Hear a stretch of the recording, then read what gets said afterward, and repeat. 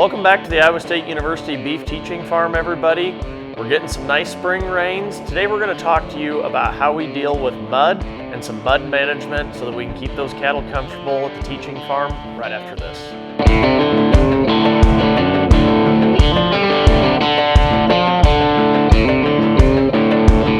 Welcome back to the Beef Teaching Farm, everybody. It's spring. We're finally getting some rain out here at the teaching farm, some much needed rain. A side effect of that with our good soil that we have here is we tend to get a lot of mud. In Story County, where we're at, based off our soil types and our topography, we tend to get very wet and boggy during these seasons. From a cattle care and cattle health standpoint, this can present some challenges that it becomes very challenging for us to keep these cattle dry enough. Those high traffic areas can really get bogged down. We're calving.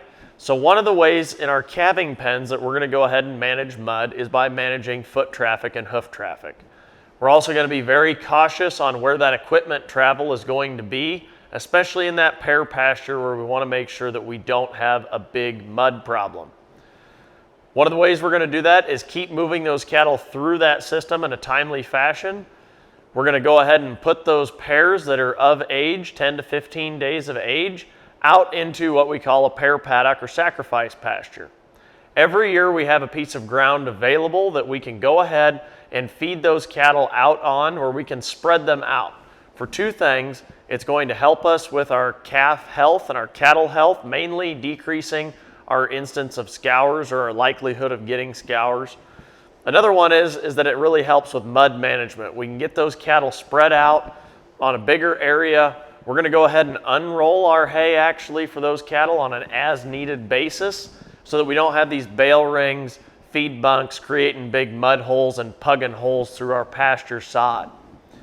In our dry lots, one of the ways that we will try and mitigate mud, if we can have a window to get in there and clean in between spring thaw and this time of year, we will definitely get in there and haul manure. However, sometimes those lots never quite dry out enough, or we can't get cattle out of them long enough to get manure hauled while field conditions are correct. We will push up in the center of lots to try and get some dry areas started. If we can get those hoof depressions out, the earlier we can get those out, the faster those yards are going to dry up and we can shape them so that they'll drain. We're going to go ahead and bed. I use mound management to bed cattle in dry lots. We have worked over the years to put in dirt mounds in a lot of our lots so those cattle have somewhere high and dry to lay. We're going to use cornstalk bales as our primary bedding source, but underneath our cornstalk bales we actually use a lot of wood chips as a base layer. What we've learned is by using wood chips as a base layer, they're a very cheap bedding source.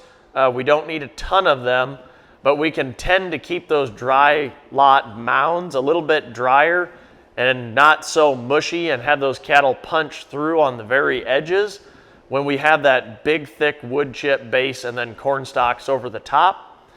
When we do get dry in the spring or those cattle go back out on grass, we will push those mounds all up, allow them to compost down, and then we're going to go ahead and apply those nutrients back out on our fields or our pastures or our hay ground, wherever we're going to go according to our soil tests for that year.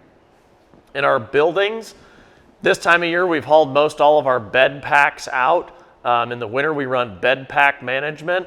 So this time of year we're just bedding a light layer in our buildings and keeping those cattle as clean as we can. We want to make sure that those cattle are not picking up mud on them at all. If we start having cattle that start carrying a lot of manure and mud on them, we're definitely not bedding them as frequently as we need to. When we get into cold weather, we can definitely increase the amount of feed that it takes for those cattle if they're not adequately bedded and have a dry place to lay. So those are some of the things that we do out here at the Beef Teaching Farm to deal with mud. We're thankful for the rain. Unfortunately, we have to deal with a little bit of mud. But we sure won't turn away the water. So we'll talk to you guys another time about some of the other management techniques that we use out here at the farm.